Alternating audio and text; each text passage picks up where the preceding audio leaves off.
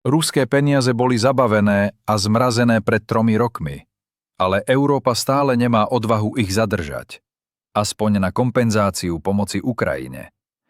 Európa je veľmi vystrašená a oprávnene.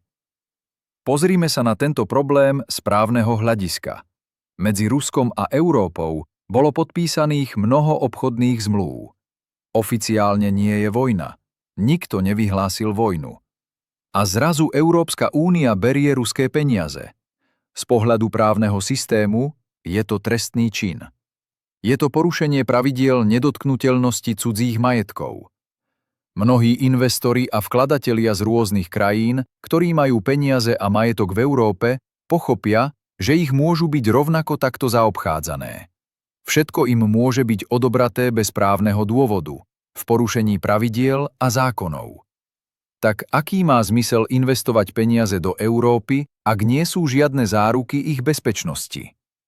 Ak Európa zabaví ruské peniaze, zničí svoj vlastný základ.